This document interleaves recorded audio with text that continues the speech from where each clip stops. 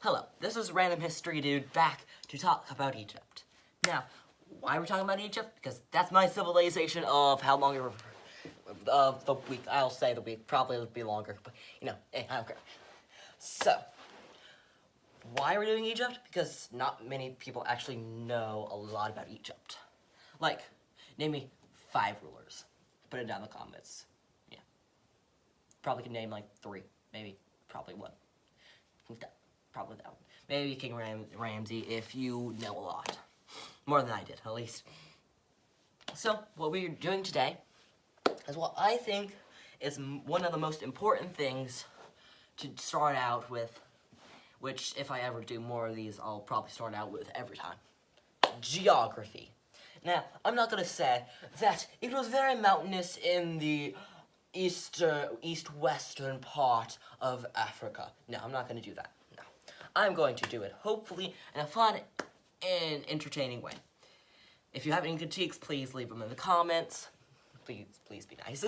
Okay, so, what we'll start out with is we'll talk about the Nile, because most people know about the Nile. It is the longest river in the world, actually, I'm pretty sure.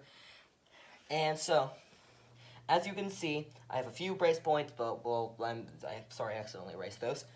But as you can see, basically the Nile goes through there, basically. I mean, it goes right there, basically. And this is supposed to be, it goes out there, and Egypt is supposed to be next, and everything. So, basically, what the Nile did for the Egyptians is it gave them fresh water and irrigation. Now, irrigation is very important to a lot of civilizations. It's because you could easily put crops everywhere and don't really worry about water, because when it starts to flood, all you had to do was basically open up those irrigation canals and let the water through. Now, the fresh water is also a very important key, because that means animals are also going to be drawn to it. Because, there's not going to be a lot of water in the desert. So, since the Nile is very important for animals and crops and everything, of course it's going to be drawn to by humans for probably hunting parties and everything, which agriculture and stuff like that kind of helped with.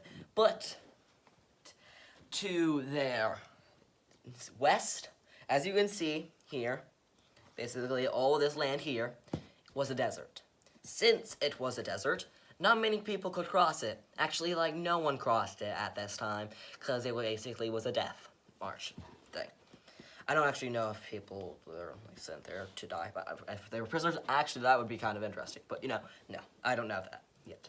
So, because the river snakes all the way through here, I accidentally erased that. So basically, just imagine that erased part here is basically river, okay?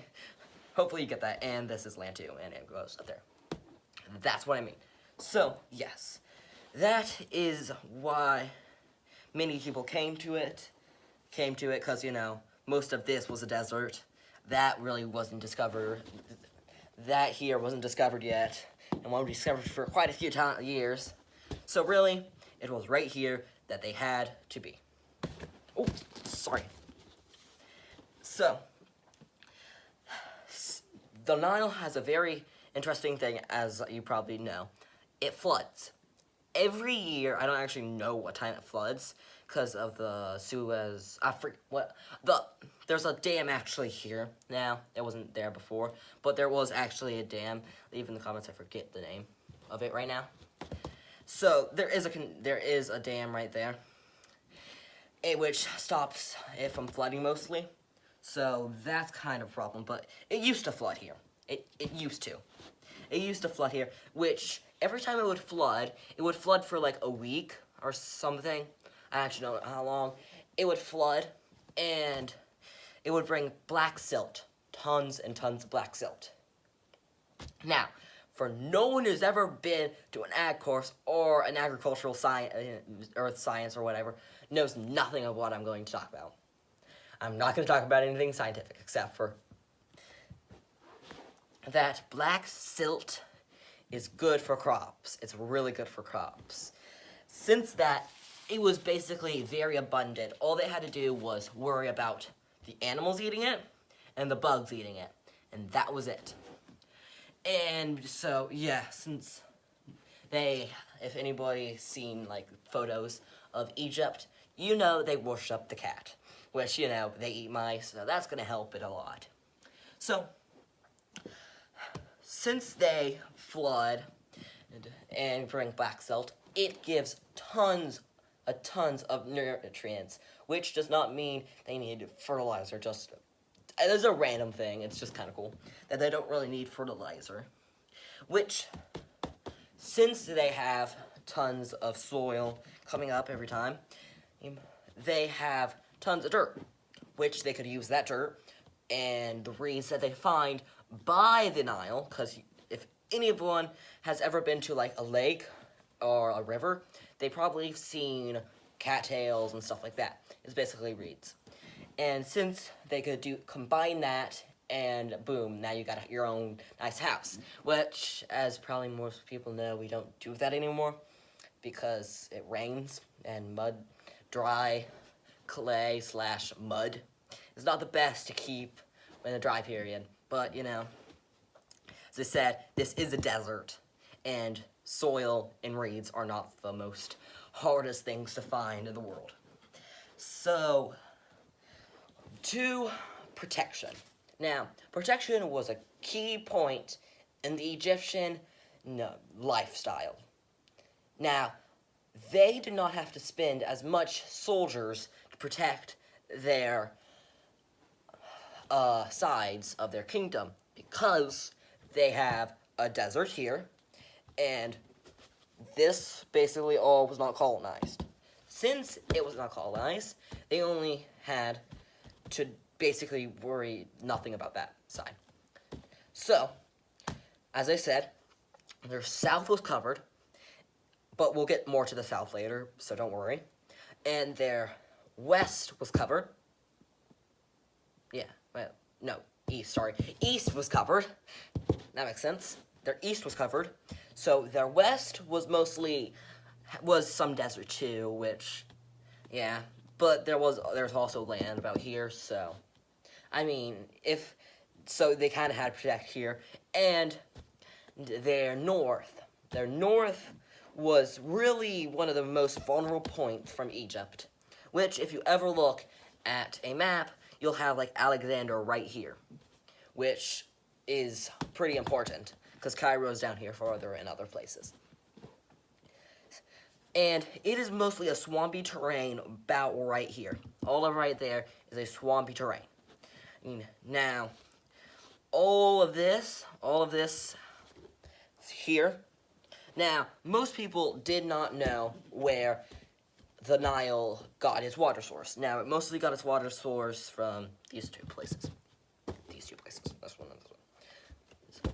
Not Egypt. They didn't get water source from Egypt. But, you know what I mean. They got mostly it from the Mediterranean Sea, which, even if army knew how to come from their south, they had tons of cataracts and everything, which cataracts are not the eye thing. Well, there it is, but it's another thing. Cataracts are basically rapids. So that's what I mean by when I say cataracts, not the eye disease. So, since they were protected from everything, they could become an export. They could export food, because, as I said, they have black silt. And since they have black silt, they really had tons of food, but all they had to really worry about was mice getting into their storage piles.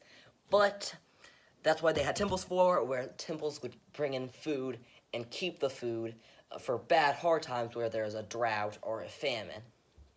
There they could export tons of food and everything. So, all they had to do was export everything. But if an enemy would want to come, they would have to come in by boat down the Nile, or up the Nile, whatever direction, but normally not really in here, because, you know, it kind of meant death.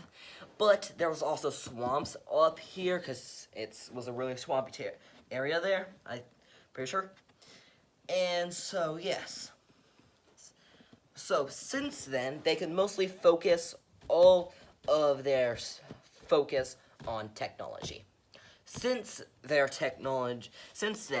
they could basically all focus on technology. It's a very important thing for them, because then you could easily get more things, and then you have more people to go to the urban life, which could be a bad thing in Rome, but we're not talking about Rome, we're talking about Egypt here.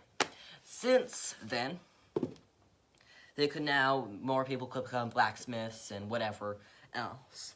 So, that's really it. So, thank you for watching. If you would be so kind, leave a like and subscribe. Now, I have a question for y'all. If you know how to animate or anything, please tell me. I don't really know how to, or edit or anything, because this is unedited, really.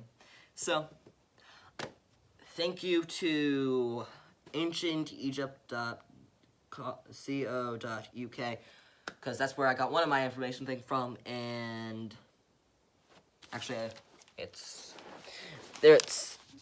these two right here. There it is, right there. It's those two. Thank you for those. So, thank you, and bye-bye.